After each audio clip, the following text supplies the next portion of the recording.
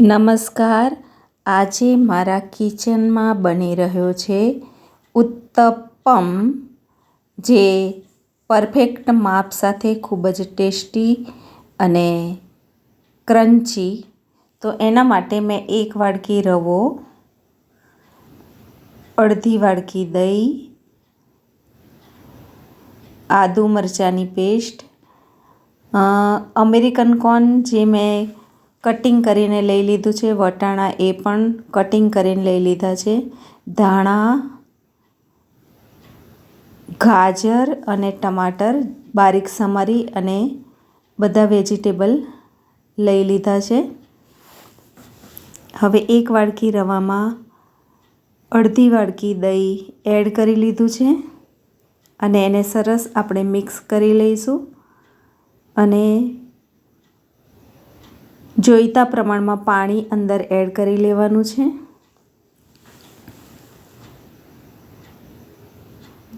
અને સરસ એને મિક્સ કરી લેવાનું છે. સરસ ઘોલ તૈયાર કરી લેવાનો છે. બારીક સમારેલા ગાજર એડ કરી લીધા છે. હવે અમેરિકન કોર્ન પણ એડ કરી લીધો છે. જો તમે ચાહો તો ડુંગળી અને કોબીજ પણ બારીક સમારી અને એડ કરી શકો છો. તો મેં આદુ મરચાંની પેસ્ટ, ઝીણા સમારેલા વટાણા, ટમાટર,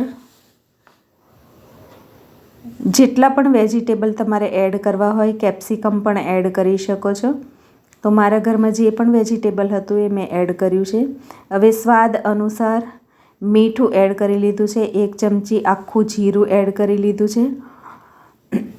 હવે એને અડધો કલાક માટે રેસ્ટ આપવાનો છે કે જેનાથી રવો છે સરસ ફૂલી જાય અને બધા જ વેજીટેબલ ને મસાલા સેટ થઈ જાય. તો બીજી તરફ આપણે ચટણી માટે તૈયારી કરી લઈશું. તો એના માટે 1 નાળિયેરનું કોપરું લઈ લીધું છે. એમાં આદુ, લીલા મરચાં એડ કરી દીધા છે. હવે ખટાશ માટે મેં કાચી કેરી એડ કરી છે. અત્યારે કેરીની સિઝન છે તો કેરી એડ કરી છે. હવે ચણાના શેકેલા દારિયા એડ કર્યા છે.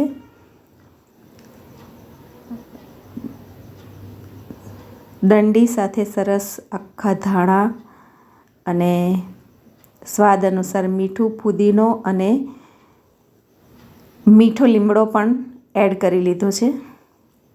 તો તૈયાર છે એકદમ ટેસ્ટી ઉત્તપમ. સાથે ખાવા માટે ચટણી, અને ચટણીને આપણે તડકો પણ આપીશું.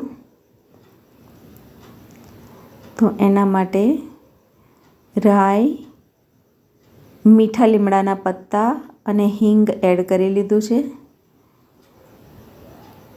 તો તૈયાર છે ખૂબ જ ટેસ્ટી ખાવા માટે ચટણી.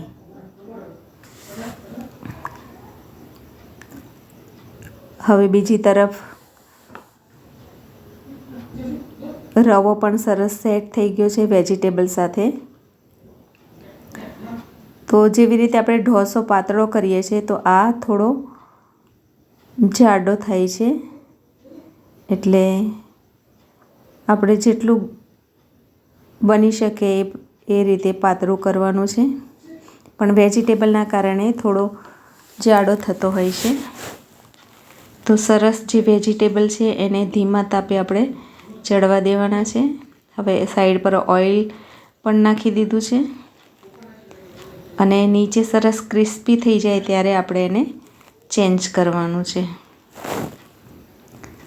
તો દોસ્તો, તમે મારી ચેનલ પર નવા હોય તો મારી ચેનલને સબસ્ક્રાઈબ કરો, મારા વિડીયોને શેર કરો, લાઈક, કોમેન્ટ કરો અને તમે પણ આ અવશ્ય ટ્રાય કરો ઉત્તપમ બનાવવા માટે, જે વેજીટેબલથી ભરપૂર અને ખૂબ જ હેલ્ધી બનતો હોય છે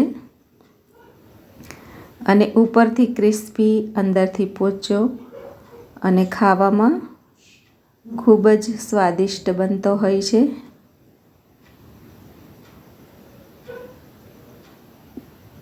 તો આ રીતે બંને સાઈડ સરસ ક્રિસ્પી થઈ જાય ત્યાં સુધી આપણે થવા દેવાનું છે.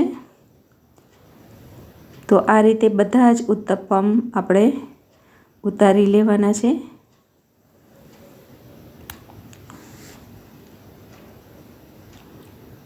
તો તૈયાર છે ખૂબ જ ટેસ્ટી ચટણી સાથે ઉત્તપમ.